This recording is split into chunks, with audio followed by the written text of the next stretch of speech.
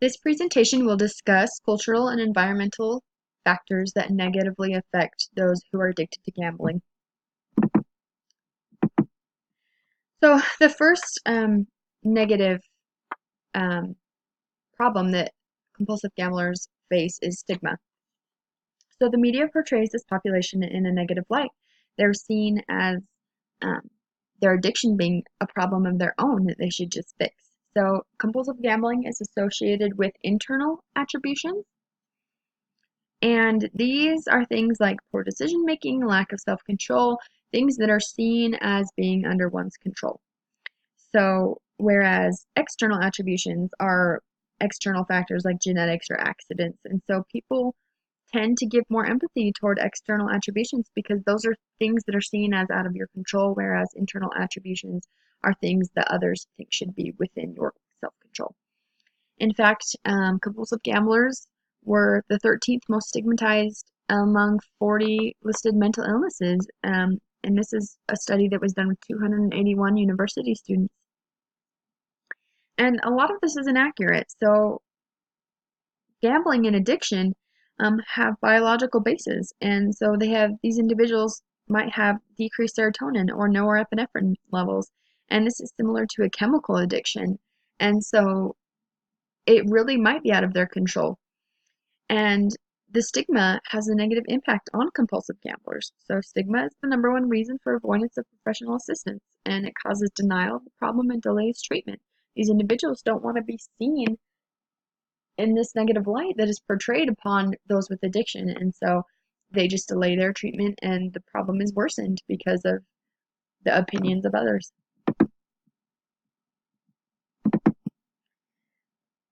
So as far as family and peer support, ultimately the compulsive gambler's decision, it has to be theirs to cease gambling. So um, family support certainly would help after the individual has made this decision, but most studies cite that it's ultimately the gambler's decision, and nobody can affect that until they decide for themselves. However, negative peer influence can have a negative impact on compulsive gamblers, and most of the studies I found were related to adolescents, actually. So, gambling with peers leads to a greater chance of becoming a problem gambler versus gambling by yourself. So, those negative peer influences have a negative impact on compulsive gamblers. And going back to the decision being the compulsive gamblers to stop. Um, my community hours were with those who attended Gamblers Anonymous. And I went and they said the same thing. They said their family told them to stop and their friends and everyone, and until they made the decision for themselves, they weren't going to stop. Family has a big negative impact on this population, and as is known about addictions, the chance of relapse and this being a cyclic problem is very high. So there was a study done, and they wanted to predict the reasons for relapse and study relapse, and so they did a 6-month treatment program and then followed those involved in the study for 6 months afterwards. So the chance of relapse, so they had 80 patients relapse, 14% total in the study, which is a large number, and then 50 patients, which is 8.8% during the treatment period, and then 12 patients during the 6 months after. And they found that the reasons for relapse were single marital status, increased scores on a harm personality test, and active gambling during the treatment inclusion. As well, family inheritance has a lot to do with gambling problems. So children of problem gamblers are likely have a higher chance of becoming a problem gambler themselves. So if you have a parent or a sibling that is a compulsive gambler, this gives you a 2 to 10% more likely chance of becoming a problem gambler. If you have a father who is a problem gambler, this is an 11 to 14% more likely chance. And then mother is 7 to 11%. And so as you can see, having a parent or sibling that is a problem gambler often has a negative outlook on children and increases their risk of becoming problem gamblers themselves. Politics negatively affects gambling as well. So in 2018, the Supreme Court revised the 1992 law that barred commercial sports betting. So as of now, commercial sports betting is legal in most states, and in fact, gambling has been legalized in 48 of 50 states. Um, and unfortunately, a lot of this has to do with money. Gambling brings in a lot of money, and politics has a lot to do with money, and so it is likely that gambling is never going to be outlawed. And so, if it's not against the law, a lot of individuals might try it and then they get addicted, or if they are addicted, it makes it more difficult to stop when it's readily available to the population. So, going back to money, so worldwide, online gambling, so these are from the statistics are from 2011 to 2017. So in 2011, $30 billion was made on gambling, and this has only increased, and now it's 50 billion in 2017. So that's a lot of money. And then overall gambling, all forms, from 2011 to 2016, 300 billion in 2011 to 400 billion in 2016. That is an enormous amount of money, and that's likely why gambling will never be outlawed, and this negatively impacts gamblers and provides individuals with a way to become addicted.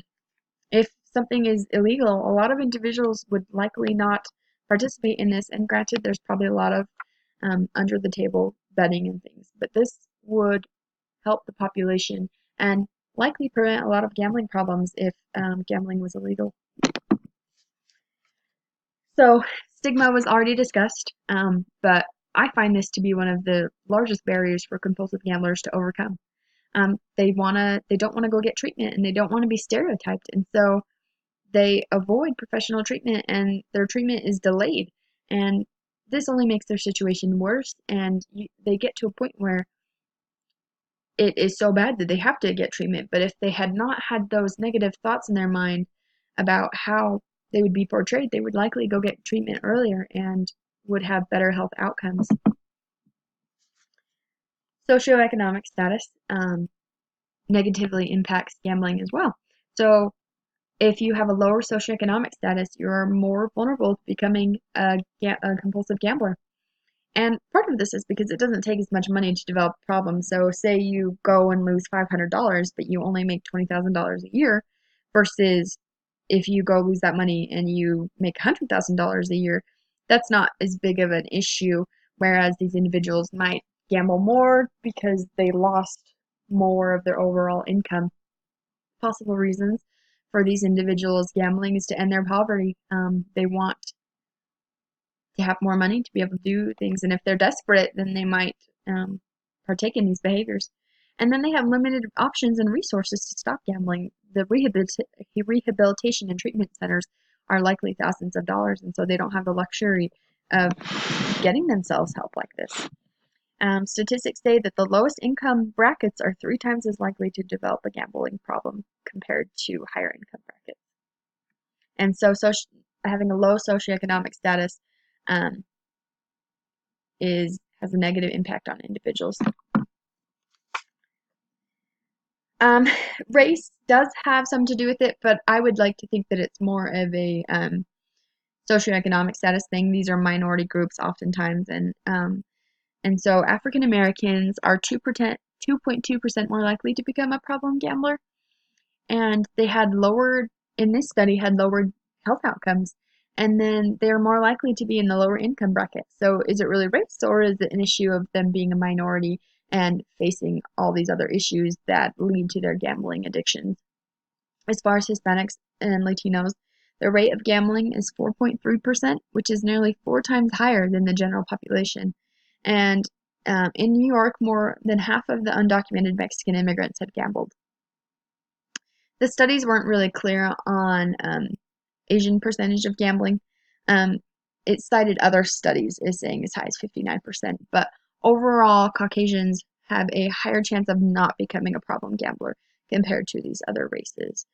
And so these minority groups have a higher health disparity than Caucasians do. Religion has pros and cons. So the study I found stated that religious involvement is related to lower rates of problem gambling. And this is if your religion views gambling as a sin, then you may likely never try to gamble or participate in it because of your religious views. And in fact, I found this interesting. Individuals are more likely to see clergy over any other professional help. And so if they have someone readily available, these individuals might go to them first and get treatment faster than they would any other professionals. Cons of religious involvement and compulsive gambling is fear of the stigma and embarrassment, and then maybe being kicked out of the religion. Violation of norms can lead to anxiety and depression. And the study said that um, these compulsive gamblers getting the help they need was largely based on their religion's view of gambling.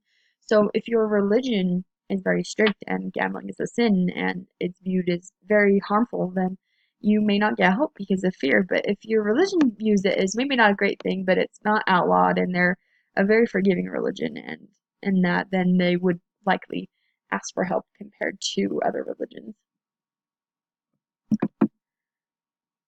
Gender. Male are at an increased risk. In fact, they are double the rate of problem gambling compared to females. And so males are more likely to gamble with more money, participate in more gambling forms, gambled more regularly, and males have a higher likelihood of playing skill-based games, whereas females play non-skill-based games. Some attitudes from each gender about gambling. Males tend to gamble because they're preoccupied with the game, they have cognitions about winning, and they experience egotism, whereas females want to escape from negative emotions and problems that they have in their lives. And unfortunately, the health is rated as overall lower in both genders, both male and females. So even though males have an increased risk, both males and females that gamble have a lower health outcome and increased health disparity. Bias also is associated with compulsive gambling. So in the study I found, they did an implicit bias test, and this is similar to the one that we had done in class. So 6 pictures are shown to the individuals in the study, and the pictures are related to gambling, and then they had positive and negative words, and they tested the reaction time between the words and the pictures, and then they determined if there was bias present. So for social gamblers, both positive and negative implicit bias were equally pronounced. What was interesting is in problem gamblers, negative implicit bias was most pronounced in this group.